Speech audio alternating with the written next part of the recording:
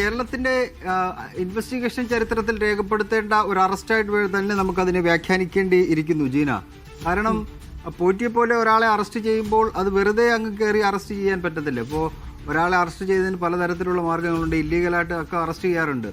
അവർക്ക് ചോദിക്കാനും പ്രതികരിക്കാനും ഒന്നും കഴിയാത്തത് കൊണ്ടായിരിക്കും അവർ പക്ഷേ അങ്ങനെയുള്ള അറസ്റ്റൊക്കെ ഉണ്ടാകുന്നത്. ഇത് കേരള സമൂഹത്തിലേറെ ആരാധിക്കപ്പെടുന്ന അയ്യപ്പൻ്റെ വിശ്വാസികൾ ദൈവതുല്യനായി കാണുന്ന ഒരാളെ അറസ്റ്റ് ചെയ്യണമെങ്കിൽ വെറുതെ കയ്യും പൂട്ടി അങ്ങോട്ട് ചെന്ന് അറസ്റ്റ് രേഖപ്പെടുത്തി ഞങ്ങൾ കൊണ്ടുപോവാ എന്ന് പറഞ്ഞ് പോകാൻ കഴിയില്ല.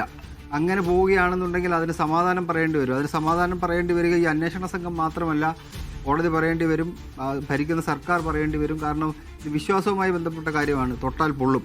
അങ്ങനെ തൊട്ടാൽ പൊള്ളുന്ന ഒരു വിഷയത്തിൽ ഒരു അറസ്റ്റ് രേഖപ്പെടുത്തണമെങ്കിൽ അത് വിശദമായ പഠനം അതിനകത്ത് ഉണ്ടായിരിക്കും. വിശദമായ പഠനം, വിശദമായ രേഖകൾ, വിശദമായ കോൾ റെക്കോർഡുകൾ, എന്തെങ്കിലും പറഞ്ഞാൽ അതിനെ ഗണ്ണിക്കാനുള്ള കൗണ്ടർ വാചകങ്ങൾ എല്ലാം അതിനകത്ത് ഉണ്ടായിരിക്കും. അങ്ങനെയായിരിക്കാം തന്ത്രിയെ തിരുവനന്തപുരത്തേക്ക് വിളിച്ചു വരുത്തി എത്ര സമയം ചോദ്യം ചെയ്തു നമുക്കറിയില്ല. വിവരം പുറത്തു വന്ന് ഏതാണ്ട് 1 മണിക്കൂറിനുള്ളിൽ തന്നെ അദ്ദേഹത്തിന് ഈഞ്ചക്കൽ ക്രൈംബ്രാഞ്ച് ആസ്ഥാനത്തേക്ക് കൊണ്ടുവന്നു. അങ്ങനെ വിശദമായി അദ്ദേഹം ഒരു കൗണ്ടർ പറഞ്ഞാൽ അതിനെ പൊളിക്കാൻ വേണ്ടി അടുത്തത് പറയുക, അങ്ങനെ വിശദമായ ചോദ്യം ചെയ്യലിന് ഒടുവിലാണ് കസ്റ്റഡിയിലെടുക്കുകയും പിന്നീട് ഇപ്പോൾ അറസ്റ്റ് രേഖപ്പെടുത്തുകയും ചെയ്തിരിക്കുന്നത്. അദ്ദേഹത്തിൻ്റെ ശരീരഭാഷ കണ്ടാൽ അറിയാം ഇതുവരെ അങ്ങനെ ഒരു ഈ സിറ്റുവേഷനിൽ അദ്ദേഹം എത്തിപ്പെട്ടിട്ടുണ്ടാവില്ല. ഒരുപക്ഷെ തന്ത്രി കണ്ഠർ രാജീവർ എത്തിപ്പെട്ടിട്ടുണ്ടാവില്ല. അതുകൊണ്ടാണ് അദ്ദേഹത്തിൻ്റെ ശരീരഭാഷ നോക്കുമ്പോൾ നമുക്ക് മനസ്സിലാക്കാൻ കഴിയുന്നത്. അത്രയും തൃപ്തികരമല്ല അദ്ദേഹത്തിൻ്റെ ശരീരഭാഷ എന്നുള്ളത്. ഇനി അറിയേണ്ടത് അത് ഈ ദൈവതുല്യനായ ആളിൽ നിൽക്കുമോ ഇത് എന്നുള്ളതാണ്.